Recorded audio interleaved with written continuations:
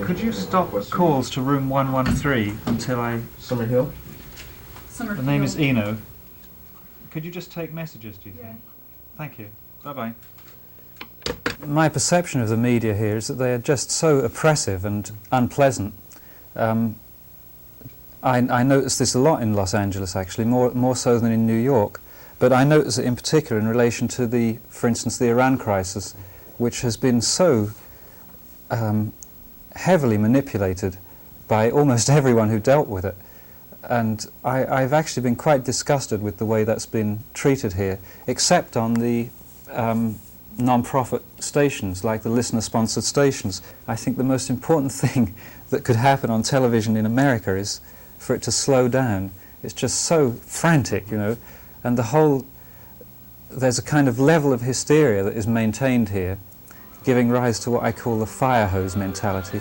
You keep this simmering level of hysteria and hostility, and then at the right time, for instance Iran, you just point the hose there and suddenly everyone's paranoia and attention and everything focuses on this one spot.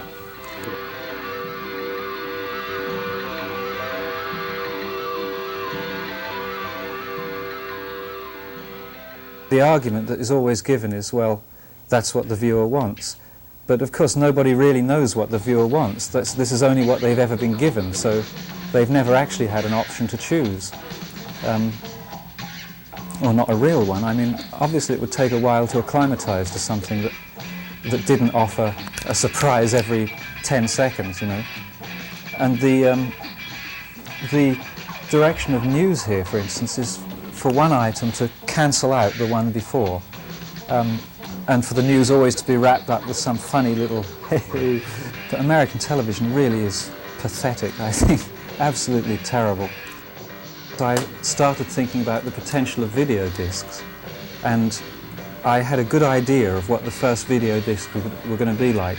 They would either be psychedelic hoo-ha, or else they would be films of bands miming to the music that was on the disc. And I thought that both of those were a kind of waste of potential. The video disc could make dance a real mass medium in the way that music now is. Well, the important thing about tape is that it transforms something that existed in time and therefore wasn't durable into something that exists in space and is durable, and is not only durable but is malleable in lots of different ways. Once music is recorded on tape, it's just pieces of ferrous oxide on plastic, and it can therefore be chopped about, switched around, put together in different orders, stretched, compressed, whatever. So what tape did and what recording did for music was to turn a transient medium into a plastic medium. And it did something quite unique. If you think of, we're so used to recordings that we tend to forget what the world was like before they appeared. The durable arts were the ones that people knew about, you know, paintings and sculptures endured. Music didn't endure. So for anyone living 100 years ago, their total knowledge of music was really what they would actually hear performed.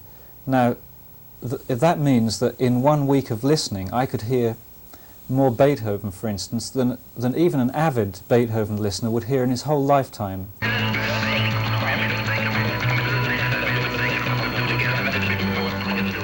A lot of interesting works are produced in a peculiar mental condition, which I am sometimes gripped by, which I call idiot glee.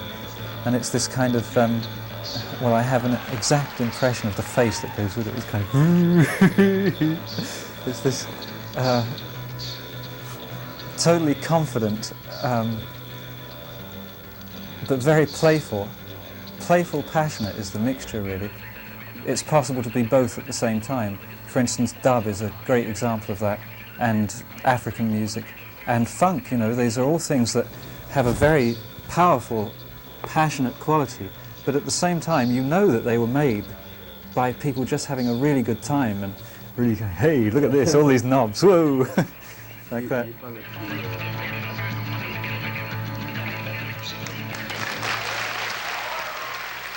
My direction has always been